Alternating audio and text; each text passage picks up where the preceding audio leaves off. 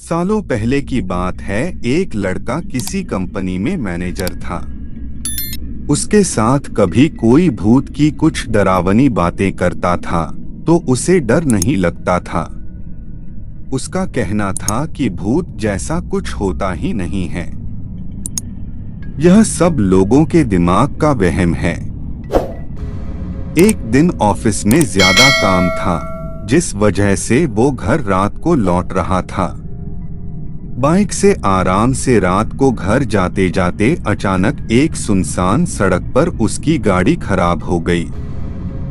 रात का समय था, कोई गाड़ी ठीक करने वाला नहीं मिलेगा सोचते हुए वो अपनी बाइक को खींचते हुए पैदल चलने लगा। कुछ ही दूर पहुंचा था कि उसे एक बस स्टॉप के पास कोई फकीर बैठा हुआ दिख गया। काफी देर से बाइक खींच रहे लड़के ने भी सोचा थोड़ी देर इधर ही इंतजार कर लेता हूँ। वो सीधे फकीर के पास चला गया और बैठकर उससे बातें करने लगा। दोनों के बीच करीब 10 मिनट तक बात हुई और उसी वक्त भूतों का जिक्र भी आ गया। हंसते हुए लड़के ने कहा कि भूत जैसा कुछ नहीं होता है और नहीं मैं इन्हें मानता हूँ। ये सारी झूठी और वहम वाली बातें हैं। फकीर ने लड़के की तरफ हैरानी से देखा और बोला, तुम भूत को नहीं मानते हो, वो एक अलग बात है। अगर तुम ऐसा कहोगे कि भूत होते ही नहीं है तो यह सरासर गलत है। लड़का फिर हंसा और पूछने लगा कि भूत होते हैं तो दिखते क्यों नहीं हैं? क्या आपने कभी भूत देखा है? क्या आप मुझे दिखाएंगे एक भी भूत? फकीर के मन में हुआ कि इसे आज भूत दिखा ही देता हूँ। उसने लड़के को अपने पीछे चलते रहने के लिए कहा और आगे श्मशान की ओर बढ़ गया। सुनसान रास्ते में दोनों पैदल चल रहे थे। अब लड़के को थोड़ा डर लगने लगा, लेकिन हिम्मत करते हुए वो आगे बढ़ा। कुछ ही देर में दोनों श्मशान पहुंचे। वहां कई मुर्दा चल रहे थे। फकीर ने उस लड़के को एक जगह पर बैठाया और कहा कि यहाँ कुछ देर पहले ही एक लाश जली थी। अब तुम्हें यहाँ मैं भूत दिखाऊंगा।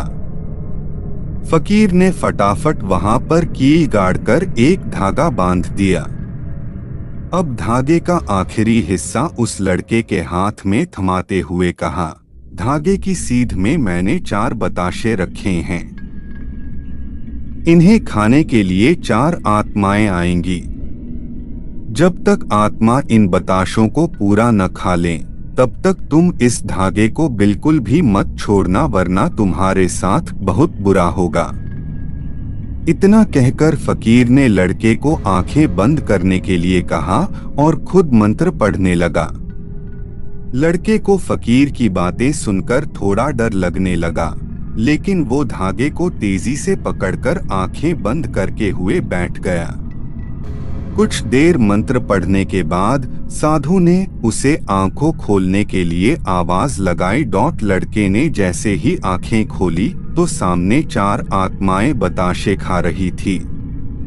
उसे इस सब पर विश्वास ही नहीं हो रहा था। तभी उसकी नजर एक आत्मा पर पड़ी। वो कोई और नहीं, उसका पड़ोसी था, जिसकी मौत 2 दिन पहले ही हुई थी। उसे देखते ही लड़के के हाथ से वो सफेद धागा छूट गया। उसने घबराहट में आसपास उस फकीर को देखा, लेकिन वो मंत्र पढ़कर जा चुका था। अब डर के मारे वो तेजी से अपने घर की ओर दौड़ने लगा। इस दौरान उसे कोई बार बार उसका नाम लेकर पीछे से आवाजें दे रहा था, लेकिन वो मुड़ा नहीं। किसी तरह से वो घर पहुंचा और डरते डरते ही सुबह हो गई। सुबह सबसे पहले उसने श्मशान की घटना के बारे में अपने माँ बाप को बताया और सोने के लिए कमरे में चला गया। कुछ देर बाद जब उसकी आंखों खुली तो वो श्मशान में ही था। वो कैसे दोबारा श्मशान घाट पहुंचा किसी को नहीं पता। लेकिन उसी दिन से लड़के की तबीयत दिमागी रूप से खराब रहने लगी।